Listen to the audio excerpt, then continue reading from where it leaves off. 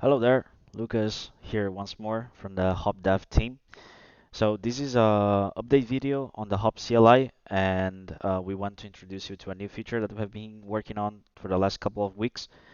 And if you have been following our last video where we set up a new project using the Hop CLI in AWS, you might remember that we were editing the settings of the project directly manually using a text editor and editing a hidden file, right? It was a quite extensive and intimidating file for first timers. So that changed. So now we have a graphical interface to edit the settings file, and the best part of it is that it is just a new command on the Hop CLI. So you don't have to do anything else but just download the latest version of the Hop CLI. So if you already have the Hop CLI, you just need to go to our GitHub releases page and download the latest version. And if you don't have it, or if it is your first time, I suggest that you follow our documentation on docs.gethop.dev and follow the getting started section and install the Hop CLI and go through the Hop application on AWS. Because some things are required to unlock the full potential of the Hop CLI. You need some dependencies. So with that out of the way, I have here my Hop CLI .jar and the same folder where I'm going to use it. And basically, as I said, the command is very simple. It's just a new command of the bootstrap subcommand. So basically, I have to type hop CLI.jar, bb hop CLI.jar bootstrap, and then I need to write open settings editor, which is the new command.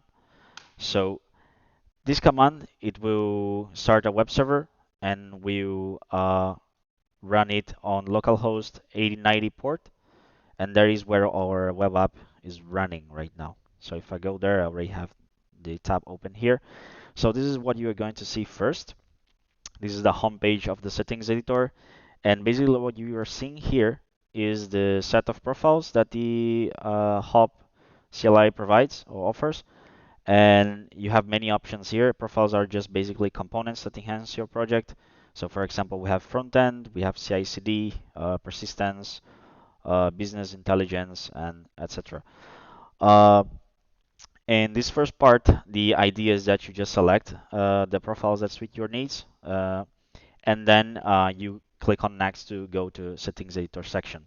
But before we go there, I want to just clarify a few things about this part. Is that, for example, the first thing you will notice is that Amazon Web Services profile and core are already selected. That's because both of them are mandatory profiles, so they will always be selected for you, and you can unselect them. So if you try to do so, you will receive a small error message saying that you cannot do that because they are mandatory. Core is mandatory because it's the bare bones of your project. So it basically sets this creates a scaffolder for your project. And Amazon Web Services currently is the only cloud provider that we offer. So that's why it is by default. And then you also have the option, if you already have a settings hidden from previous tutorial, you can also import it from here. Okay, it might not work as well as new settings versions because there are some changes to the new settings file, but you have these options as well if you want to try it later. So more things. The other thing about this view is that, for example, if I select a profile that has dependencies over others, for example, the business intelligence Grafana profile, it has a dependency on persistent SQL. So if you select it, the application will automatically select the persistent SQL for you as well. And if you try to uncheck the persistent SQL one, it will tell you that you cannot do that because there is already another profile depending on it. So you first need to go to Business Grafana, uncheck it, and then you can uncheck the persistent SQL as well. So okay, so with that out of the way, we can move on. And for this small tutorial, I will just select a couple of profiles, which is front-end and persistent SQL, and I will go directly to the editor. All right, so once here, um, as you can see, we have two parts. In the left side, we have the sidebar with the whole skeleton of the settings, then that you take into account the profiles that you selected. And here you can navigate through the entire settings quickly by just clicking on the sections that you want. And on the right side, you have the editor itself. So with all the fields that you can edit and go through and edit the settings to fit your needs. As you are editing the settings file, the editor will tell you when it doesn't like what you are typing. So you don't have to worry about that. And from that on, it is up to you. And another thing is that you can also, to improve your readability, as you go through the settings, you can collapse and expand every section. So that's available for every section in the settings editor, and also in the sidebar, you can do the same thing here. All right.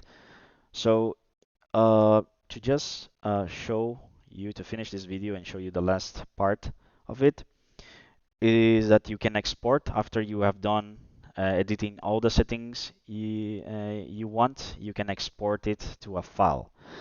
So in this case, I will just edit a couple of things that are needed to fit my needs regarding the profiles I chosen. So for example, in this case, I will select RDS in the test environment in AWS and also for the production environment. And now I can export the settings file. Okay, I have more than one. So yeah, this is a new one. And in this case, I can go to my editor. And just to show you that it's basically the same settings file that we used in the previous tutorial, it's just that now uh, you have a graphical interface to, oops, sorry about that. I guess settings, hidden file, yeah, no. And so it's basically the same file. It's just to show you that now you can do that through the editor. You can always obviously do it manually if you want to go hard code mode, of course. But yeah, so um, another thing is if you have any questions or doubts or want to contact us, you can do that through Slack. We are on the Hop channel on Clojure Slack. And if you want to have more information about the project, you can either go to our GitHub repository or visit gethop.dev, which is our website. And if you are curious about how we did this small web application, this settings editor, you can visit our blog as well, github.dev/blog. And there you will have a blog from my colleague where he explains the journey to build the settings editor. So thanks for watching and see you next time.